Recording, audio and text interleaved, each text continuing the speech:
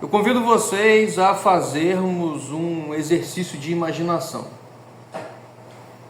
Imaginem vocês um cidadão que ele vai gravar ali um vídeo para o YouTube e o canal dele ele trata sobre receitas, né?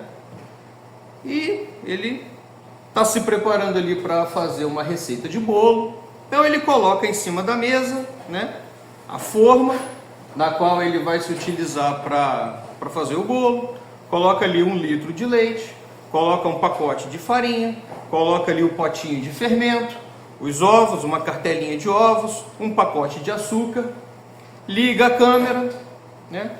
E quando ele vai começar a gravar o vídeo dele, toca a campainha.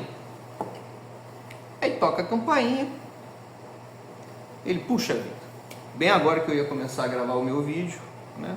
Ele sai, deixa a câmera ligada. E é um dia quente, está fazendo muito calor, né? A câmera começa a esquentar muito e ele não percebeu que havia um vazamento de gás ali na cozinha dele. E aí o que acontece, né? Aquele vazamentozinho de gás, a câmera muito quente, o dia muito quente, pá, acontece uma explosão. Eu pergunto para vocês, quando nós temos uma explosão, né, o que acontece? Nós temos, né, as coisas, elas, né, são destruídas, não é? Como se trata assim, de uma expansão de energia, as coisas elas tendem, né, a se afastar e cria-se um caos naquele ambiente. Confere ou não? Agora imaginem vocês o seguinte: por causa dessa explosão, os ingredientes que estavam ali em cima da mesa, né, eles vão pelos ares. E aí, uma quantidade de fermento cai dentro da forma, uma quantidade de farinha cai dentro da forma, uma quantidade de ovos, uma quantidade de leite cai dentro da forma, né, uma determinada quantidade de ingredientes cai dentro da forma. Por causa daquele caos todo ali, está tudo misturado. E aí, por causa do calor, aquela forma se aquece e de repente a forma cai em cima do balcão e nós temos um bolo pronto. Isso parece razoável para vocês? Sim ou não? Por quê?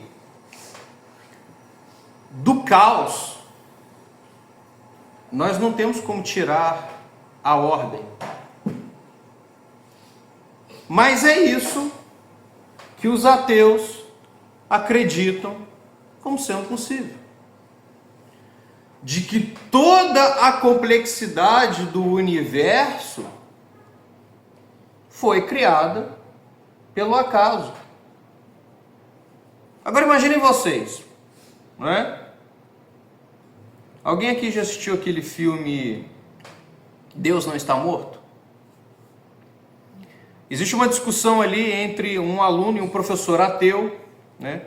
E o aluno ele vai mostrando, né? Ele vai argumentando com o professor diversas situações que são, vamos dizer assim, perfeitamente constituídas e de que não seria possível aquilo ter sido feito pelo acaso. Imaginem nós mesmos, né? O nosso próprio corpo humano. Não é?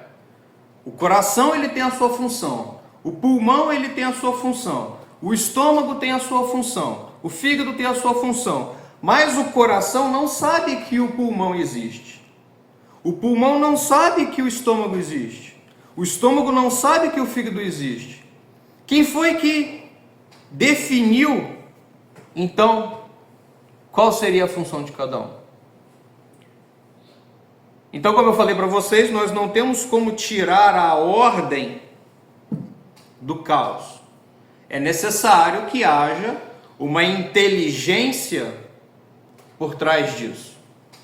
Se eu pegar aqui, né, se eu tiver aqui um papel, né, rasgar esse papel, jogar para cima, é razoável que na hora que esse papel cair, ele caia exatamente formado? Não.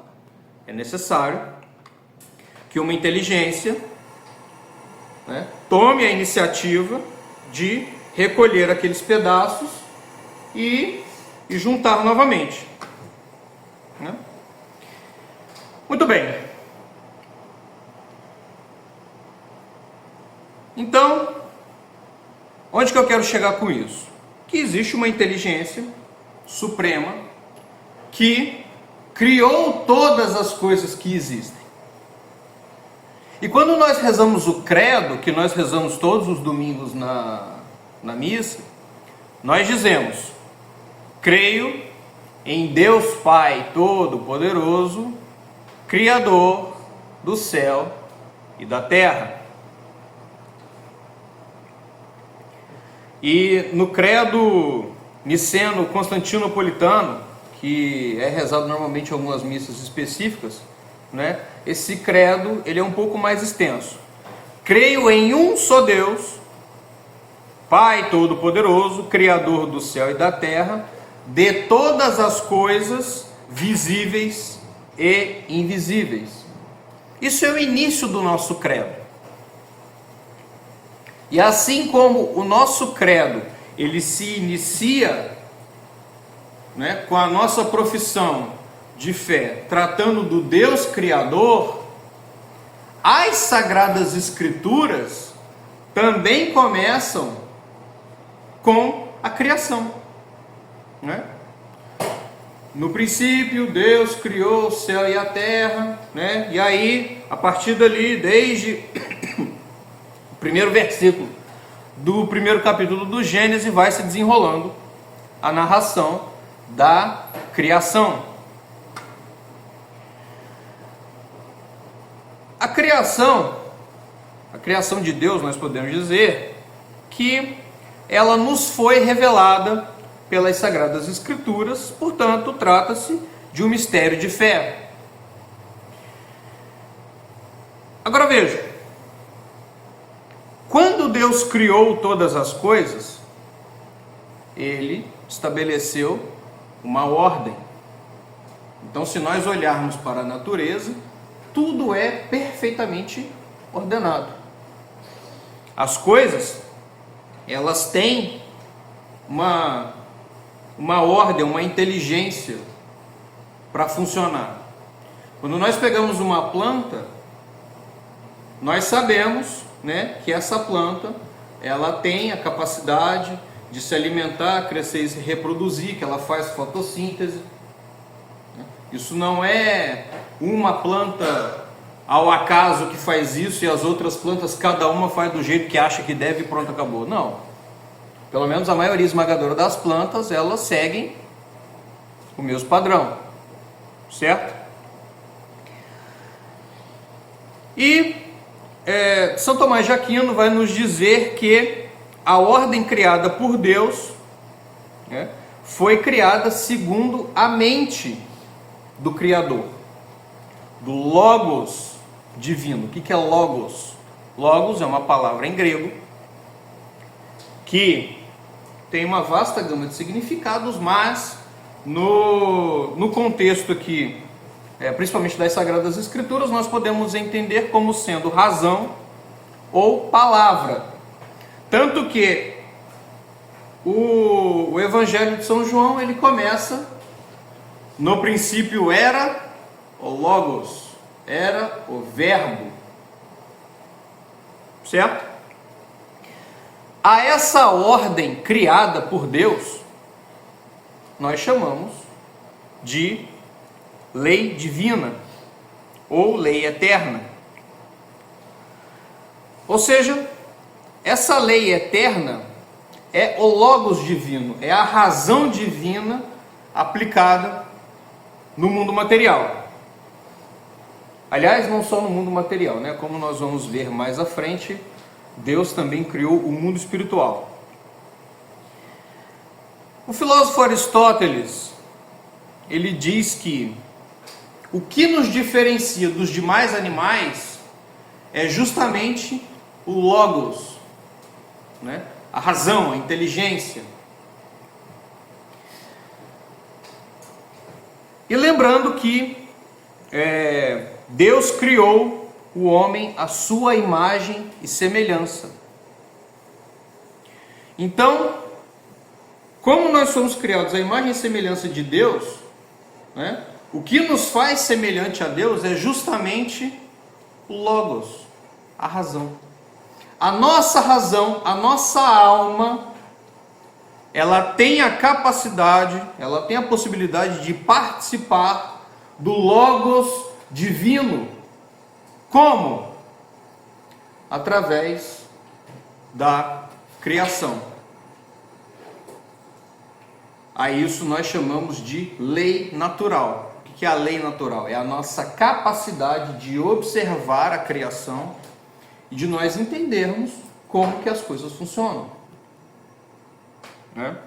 São Paulo nos ensina que, lá em Romanos, capítulo 1, versículos 19 e 20, porquanto o que se pode conhecer de Deus, eles o leem em si mesmos, pois Deus lhes revelou com evidência.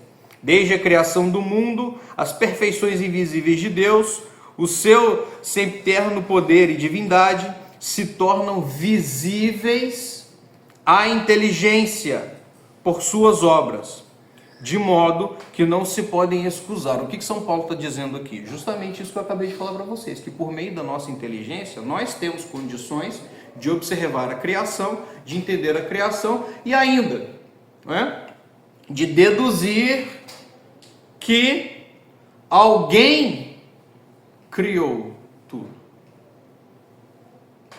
Certo? Como eu falei no início para vocês, né, que através da nossa inteligência, né, quando nós paramos para refletir sobre a criação, e eu falo reflexão séria, né? E aí, né, existem aqueles que vão se aprofundando, tanto por meio da filosofia, quanto por meio da própria ciência. Então nós temos condições de reconhecer que há um Deus Criador, e esse reconhecimento nós podemos fazer através da nossa própria inteligência. Não é necessário que nós tenhamos fé. Certo? Muito bem. Então, como eu falei para vocês, a própria ciência, né, ela vai nos dando evidências de que nós temos um Deus Criador, que é a causa de tudo. Vou dar um exemplo para vocês. Né? Quem aqui já ouviu falar de Lavoisier? Isso aí normalmente a gente escuta falar desse cara lá na escola. Né? Qual foram as experiências que ele fez? Né? Ele tentou, na época, né, que ele fazia esses experimentos, ele tentou provar que a vida poderia surgir de forma espontânea. E aí o que aconteceu? Os experimentos dele provaram exatamente o contrário. De que a vida não é possível de que ela surja de forma espontânea. É necessário que haja uma vida para que seja gerada uma outra vida. E aí disso a gente pode refletir o seguinte: beleza, então eu preciso de uma vida para gerar uma vida. Essa vida que gerou, ela foi gerada, que foi gerada, que foi gerada, que foi gerada, e aí nós precisamos de uma primeira, não é, vida que tenha dado o início, que é Deus. E São Tomás de Aquino, ele apresenta na Suma Teológica as 5 vias, né, em que ele prova justamente essa questão, né, da existência de Deus. Eu não vou entrar aqui no mérito, porque aí seria assunto para mais 5 aulas, porque cada uma delas, né, é um negocinho bem complexo, vamos dizer assim, né? Mas, então, né, a conclusão que nós podemos chegar é isso, de que com a nossa inteligência nós podemos, então, concluir a existência de Deus e contemplar a sua criação. Porém,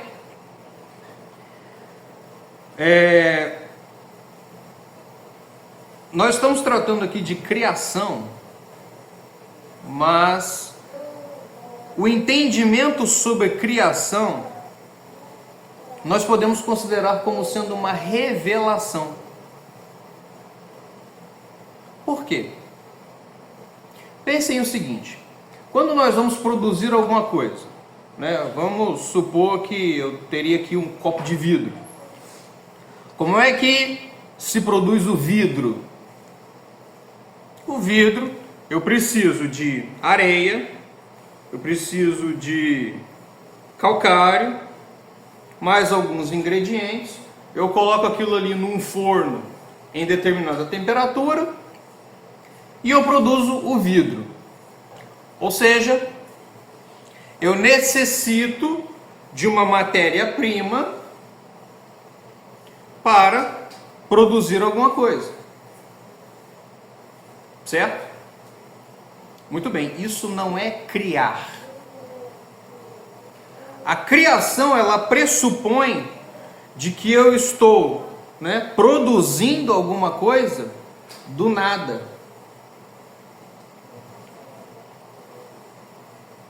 Ou seja, somente Deus tem a capacidade de produzir alguma coisa do nada. E aí é interessante, de repente, a gente fazer esse comentário, porque essa revelação que nos é feita é diferente, por exemplo, do que os antigos filósofos gregos acreditavam. O que os filósofos acreditavam? Que Deus é infinito, ok? Como nós acreditamos, mas que existia uma matéria infinita, caótica, e dali Deus foi tirando os elementos necessários para criar o que existe hoje, não é? Muito bem, hoje nós já sabemos, não é? Pelo menos na teologia católica, pela revelação nós sabemos que não existe uma matéria infinita. A única coisa que é infinita é Deus. Deus é infinito, é perfeito, e Ele se basta. Ele não precisa de nada mais além dele mesmo. Então a criação, ela é um ato de amor, de bondade. É um ato da bondade divina. Deus, por ser infinito, por ser perfeito, Ele sempre viveu na sua infinita felicidade. Mas Ele cria o ser humano para que nós possamos participar da sua infinita felicidade. Certo? Muito bem. Quando nós falamos que Deus criou todas as coisas, Ele criou cada átomo, cada pequena partícula que existe no universo. Já pararam para pensar nisso? No tamanho do poder de Deus? Cada pequena partícula, cada pequeno pedacinho do universo que é pequeno, Deus criou. Muito obrigado.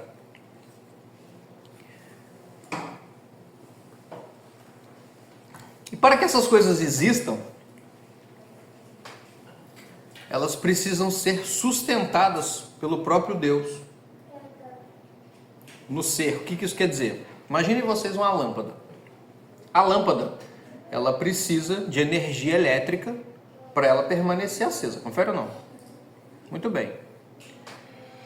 Da mesma forma, Deus sustenta a criação permanentemente. E se Deus, se acontecesse aí, por exemplo, se Deus cochilasse, simplesmente toda a criação deixaria de existir, né? Mas Deus não cochila, podem ficar tranquilos. Tá? Não vamos deixar de existir assim de uma hora para outra. Tá? E a criação, ela não aconteceu assim de uma vez, né? Há 14 bilhões de anos atrás, por meio de uma explosão. Vejam, eu não estou aqui criticando a teoria do Big Bang, tá? Até porque, para quem não sabe, a teoria do Big Bang ela foi formulada por um padre, tá? Então, aliás, a Igreja Católica ela já contribuiu para muito da evolução da ciência, né? E aí cai por terra, por exemplo, o pessoal que gosta de dizer que a Igreja Católica é contra a ciência. Copérnico, por exemplo, era um religioso. O cientista que descobriu as ondas de rádio era um padre, dentre outras tantas coisas, mas enfim, né? O que eu quero dizer? Que a criação ela não se limita ao Big Bang ou a qualquer outra origem que o universo tenha tido, né? Como eu disse para vocês, Deus sustenta a criação o tempo todo, né? E as coisas se criam o tempo todo. A criação ela é perpétua. Bom, dá para imaginar, né? Se o universo ele é infinito, então ele está sendo criado o tempo todo. E aí, por conta disso, inclusive, nós podemos, né, deduzir o seguinte, né? Aquelas 3 características fundamentais de Deus. Deus é onisciente, onipotente e onipresente. Ele é onipotente por quê? Porque ele criou todas as coisas. Ele é onipresente por quê? Porque ele está em cada átomo do universo, de tudo que existe, sustentando a sua criação. E como foi ele que criou tudo, e ele está presente em tudo o tempo todo, ele sabe de tudo. Então ele é onisciente. Certo? Muito bem.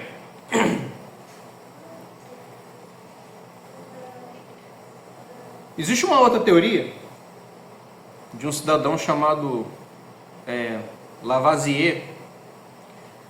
E aí essa frase, com certeza vocês já devem ter ouvido, inclusive ela é parodiada de vez em quando, que diz o seguinte, né?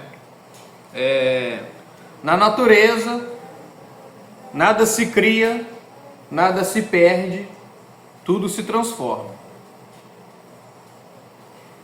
Essa teoria de Lavoisier, ela é válida para a física, para uma realidade, né, ali limitada. Mas ela não vale para a metafísica. O que é metafísica? A metafísica é uma área da filosofia que estuda a natureza fundamental da realidade, né? A essência do ser e os princípios que a fundamentam. Então, por exemplo, né? Quando uma pessoa fala, um ateu ou qualquer outro aí que diz que Deus não pode ser provado pela ciência, ele está certo. Mas não porque Deus não existe, mas é porque o método científico ele pressupõe a replicação daqueles resultados ou daquela experiência. Deus não pode ser replicado. Nós não podemos recriar Deus. Então é por isso que a discussão, né, da existência de Deus, ela não pode estar limitada pela ciência. Ela está na metafísica. Certo? Tratar Deus, né, querer provar Deus por meio da ciência é usar a ferramenta errada no objeto. Tá? Mas a gente pode tirar uma conclusão dessa frase de Lavoisier, né? De fato, nós, seres humanos, por exemplo, né? Nós não vamos voltar ao nada, de fato. Porque Deus, Ele não se arrepende da criação. Inclusive, né, se nós pararmos para refletir sobre isso, né, Satanás é uma criatura criada por Deus. E como eu disse para vocês, Deus permanentemente está sustentando a criação, ou seja, Satanás ainda existe. E Deus não se arrepende da criação, né? E aí, eu não vou entrar no mérito, até porque é objeto da nossa próxima aula, mas nós poderíamos então nos perguntar, bom, mas se Deus é perfeitamente bom, Ele criou o mal, por que Deus permite o mal? E aí muita gente, né, acaba concluindo, muitos católicos inclusive, às vezes desistem da fé por verem, né, coisas más acontecendo ao redor delas e fica esse questionamento, mas por que Deus permite o mal? Ora, se Deus é perfeitamente bom e existe o mal, então é porque desse mal Deus quer tirar alguma coisa boa. Mas como eu falei para vocês, eu não vou detalhar, né? Não vou entrar nesse mérito, porque esse é o assunto da nossa próxima aula. Mas já que eu falei em Satanás, né? Lembrando que Lúcifer e todos os outros demônios são anjos, não é? Eu aproveito então para falar de mais um ponto que nós professamos no nosso credo, particularmente no credo niceno-constantinopolitano, né? Deus é Criador do céu e da terra, das coisas visíveis e invisíveis. Só que quando eu falo das coisas invisíveis, eu não estou falando do vírus, eu não estou falando do átomo, da partícula atômica, porque no final das contas, hoje, né, com a razão, com a inteligência que nos foi dada por Deus, nós temos condições de criar ferramentas óticas que nos permitem ver um vírus, ver um átomo, né, ou até mesmo partículas subatômicas. Então, quando eu estou tratando de que Deus criou as coisas visíveis e invisíveis, eu não estou tratando disso. Eu estou tratando do mundo espiritual. Deus criou o céu e a terra. Deus criou o mundo espiritual e o mundo material como nós o conhecemos. Certo? Agora, eu gostaria de aproveitar aqui, né, já levantar uma bola polêmica, que quando nós estamos tratando de mundo espiritual, nós não estamos tratando de espiritismo. Espiritismo não é cristianismo. Por quê? Primeiro, porque a doutrina espírita nega que Jesus é Deus.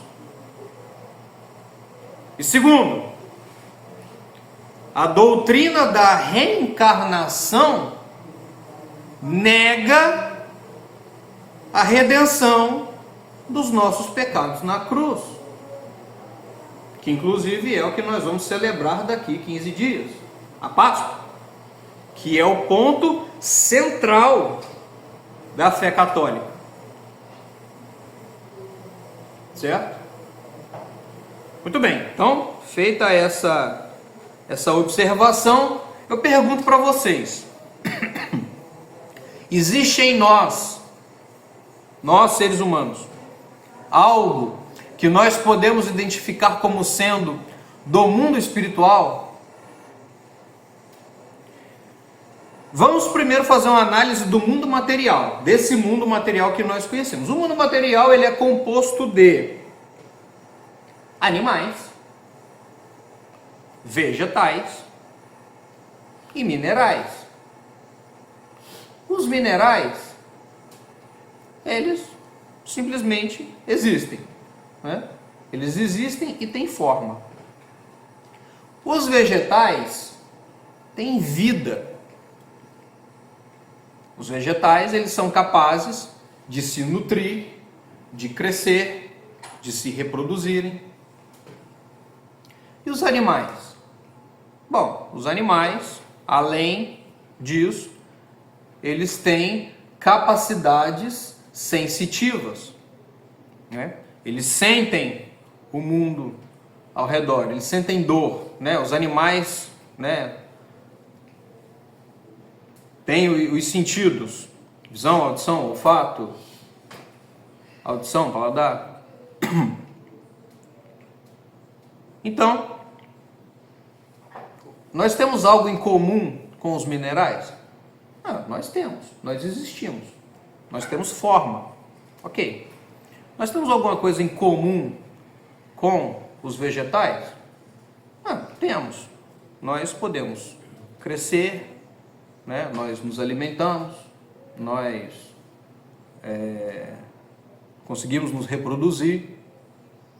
E com os animais? Bom, é evidente que sim, nós somos animais, não é? Então, nós temos condições de sentir o mundo, nós vemos as coisas. Uma árvore, ela não vê, ela não enxerga. Nós temos condições de ver, de tocar, de ouvir. Mas como eu falei para vocês lá no início da nossa aula, existe algo que nos diferencia dos animais e nos torna semelhantes a Deus. O Logos, a razão. E isso está na nossa alma. O que nos torna diferente dos animais são duas coisas. Nós temos a capacidade de conhecer a verdade e nós temos a capacidade de amar. E quando eu falo de amor, eu não estou falando de um sentimento, eu não estou falando de um comportamento de afeto. Eu estou falando, por exemplo, de eu desejar o bem a uma pessoa, perdoar uma pessoa que me causou um mal. Imaginem vocês, se acontece com vocês, né, de terem um assassinato na família de vocês. Alguém vai e mata o pai de vocês. O amor é a capacidade de nós perdoarmos e desejarmos que aquele assassino ele se converta e ele tenha a sua alma salva. Isso é o amor de verdade. E isso está na nossa alma. E isso nos torna semelhantes a Deus. Que isso é uma característica do mundo espiritual. Parem para pensar.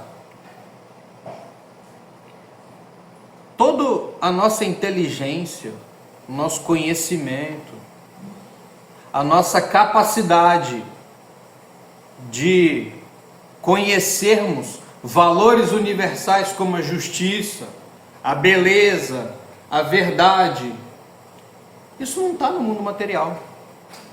Isso está no mundo espiritual. Isso nos torna semelhante aos anjos.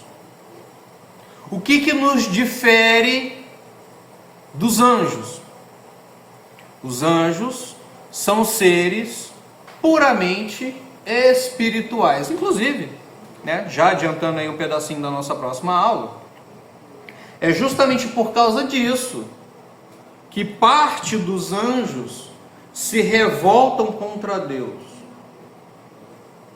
Porque quando Deus cria o homem, isso nos ensina São Tomás de Aquino, os anjos eles se questionam: o homem tem espírito como nós e tem um corpo físico.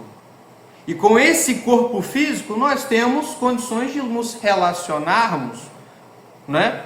Eu posso abraçar uma pessoa, eu posso cumprimentá-la. Os esposos participam da criação de Deus, né? Com a capacidade de gerar uma vida. E aí parte dos anjos se revolta com isso por inveja ao ser humano. Agora veja,